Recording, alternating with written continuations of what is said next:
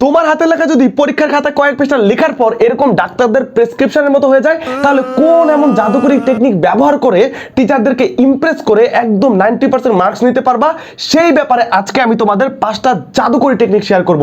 সামনে এইচএসসি পরীক্ষা, তোমাদের জন্য বিশেষ করে ভিডিওটা বানাচ্ছি।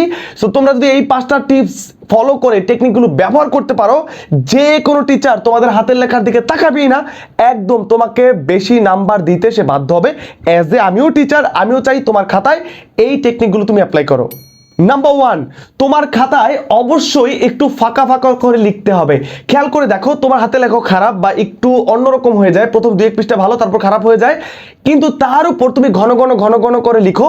টিচার এটা দেখার পরে তার এত মেজাজ খারাপ হয়, আমি অ্যাজ এ টিচার বলতেছি, কিছুই বোঝা যায় না ভাই তুমি কি লিখছো, তোমার আসলে কতটা ট্যালেন্টেড, তোমার কতটা কন্টেন্ট সুন্দর, কিছুই বোঝা যায় না, খালি মেজাজটা খারাপ হয়। কিন্তু তুমি যদি 1 পৃষ্ঠায় এই 12 লাইন করে, মিনিমাম 12 লাইনের উপরে লিখো না, হাতে লেখা যাতে জঘন্য খারাপ হয়, 12 লাইন করে লিখো, একটু গ্যাপ দিয়ে লিখো। টিচার কিন্তু লেখা খারাপ হলেও ওই যে ডেনসিটি কম থাকার কারণে বুঝতে পারবে তুমি কি লিখেছো, তোমাকে নাম্বার দিতে টিচার বাধ্য হবে। কারণ হাতের লেখা খারাপ হতেই পারে, কিন্তু তোমার কন্টেন্টটা যদি ভালো হয়, টিচার যদি বুঝতে পারে যে না কন্টেন্টটা আবার হাতের লেখা খারাপ, তাহলে কিন্তু তোমাকে নাম্বার দিতে বাধ্য হবে। আর কন্টেন্টটা ভালো যে তখনই বুঝবে যখন তুমি একটু ফাঁকা করে লিখে টিচারকে হেল্প করবা সেটা বোঝার জন্য। নাম্বার টু হচ্ছে, তোমার যদি পরীক্ষায় যে প্রথম সৃজনশীলে তুমি অ্যান্সার করবা বা প্রথম যেই কোনো প্রশ্ন অ্যান্সার করবা, ওইটা যাতে সুপার ডুপার এবং দুর্দান্ত হয়। কেন বলছি? কারণ তুমি খেয়াল করে দেখো, টিচার কিন্তু তোমার প্রথম পৃষ্ঠা দেখেই তোমাকে একটা জাজ করবে। ওই জাজমেন্টের মধ্যে তার 2টা দিক থাকবে। 1, লেখা কি সুন্দর? তোমার লেখা সুন্দর না। 2, তোমার কন্টেন্টটা কত ভালো, তুমি কত এক্স্যাক্টলি টু দা পয়েন্টে উত্তর করতে পেরেছো প্রশ্নের। টিচার যদি এই বিবেচনা না পায়, এই বিবেচনা যদি পেয়ে যায় যে তুমি ভালো, টিচারের মনে তোমার জন্য একটা পজিটিভ ইমপ্রেশন ক্রিয়েট হবে। এটার পর বাকি প্রশ্নগুলো দেখতে টিচার লেখা খারাপ হয়েছে কিনা সেটা সে বিবেচনা করবে না।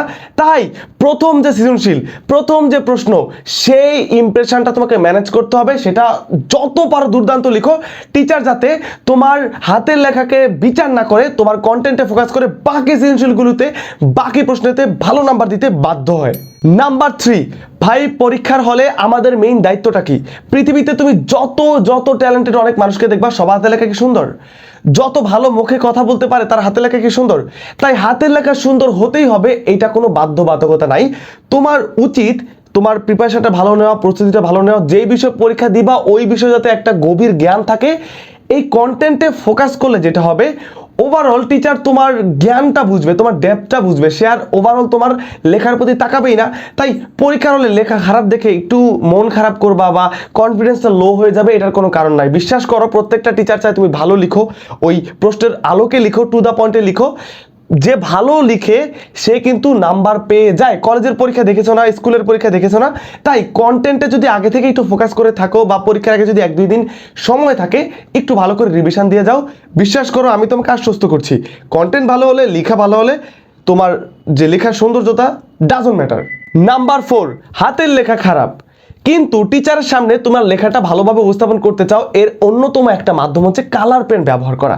পরীক্ষার খাতায় আমরা নীল কালার পেন ব্যবহার করতে পারি বা পেন্সিল ব্যবহার করতে পারি। এখন নীল কালার পেন কোথায় ব্যবহার করব? বিভিন্ন পয়েন্ট লেখার জন্য, তারপর বিভিন্ন বক্স করার জন্য, তারপর যে লাইনটা গুরুত্বপূর্ণ ওইটাকে একটু লেখার জন্য, কিংবা আমরা 1 নং প্রশ্ন উত্তর বা এগুলো যে লিখি এই টাইপের নিচে একটা দাগ দেওয়ার জন্য। এইটা করলে লেখাটা খুবই সুন্দর দেখা যাবে, ভিভিড দেখা যাবে। টিচার একটু দ্রুত বুঝতে পারবে যে তুমি আসলে কোন পয়েন্ট নিয়ে কথা বলতে চাচ্ছ। আরেকটা ব্যাপার হচ্ছে, তোমার হাতের লেখাও খারাপ, আবার তুমি প্রচুর পরিমাণে খাতায় কাটাকাটি করো, এটা কিন্তু মারাত্মক খারাপ। যদি খাতায় কাটাকাটি কম থাকে, টিচার কিন্তু হাতের লেখা খারাপ হলেও তোমার ব্যাপারে একটা পজিটিভ ধারণা পোষণ করবে যে না, ও ভালো লিখে, ও একবারই সঠিকটা লিখতে পারে, কাটাকাটি করে না। তো এমনিতেই তোমার হাতের লেখা খারাপ, আবার কাটাকাটি যদি বেশি করো, তাহলে কিন্তু তোমার এই ব্যাপারটা আরো বিদঘুটে হয়ে যাবে। তাই একটু কালার পেপারের ব্যবহার, একটু কাটাছেঁড়া কম করার মধ্য দিয়ে টিচারের মনে কিন্তু তুমি একটা জায়গা করে নিতে পারো। নাম্বার 5, এক ধরনের বিরল প্রজাতির স্টুডেন্ট রয়েছে যারা কিনা হাতের লেখা সুন্দর করতে গিয়ে পরীক্ষার হলে 7টা সৃজনশীলের জায়গায় 5টা আর তারপর ক আর খ অ্যান্সার করে আসে বা প্রশ্ন কম অ্যান্সার করে আসে। কেন করে? কারণ তারা চায় হাতের লেখাটা অনেক সুন্দর করতে, স্লো লিখে, কখনোই তারা সম্পূর্ণ কন্টেন্ট লিখে আসতে পারে না। আর তাই আমি বলবো, তোমার হাতের লেখা খারাপ হোক, একটু এই টেকনিকগুলো ব্যবহার করে মোটামুটি তুমি একটু ম্যানেজ করার চেষ্টা করো, কিন্তু দিন শেষে স্পিডে লিখে তোমার সবগুলো প্রশ্ন উত্তর করে আসতে হবে। দিন শেষে তুমি চিন্তা করে দেখো, দেখো তুমি যদি কোনো একটা সৃজনশীল ছেড়ে আসো ওইখান থেকে 1 মার্কসও তুমি পেলে না, কিন্তু মোটামুটি একটু খারাপ করে লিখে আসলে যদি তুমি 5-6 পাও ওইটা কেটে হচ্ছে ফার বেটার না? তাই সব প্রশ্ন অ্যান্সার করতে হবে যাদের হাতে লেখা একটু খারাপ, এতে করে তুমি একটু সেফ জোনে থাকবা, নাম্বার কিছুটা হলেও এখান থেকে উঠে আসার একটা প্রবণতা থাকবে। তাই তাই তাই এই টিপসগুলো তোমার ফলো করা একদমই চাই। সো ভিডিওটা ভালো লাগলে তুমি তোমার টাইমলাইনে একটা শেয়ার করে দাও, কারণ বারবার তুমি তোমার টাইমলাইন থেকে যদি একবার করে এগুলো দেখো তোমার বারবার মনে পড়বে, তোমার হাতের লেখা প্রত্যেকটা পরীক্ষায় ভালো হবে ইনশাল্লাহ।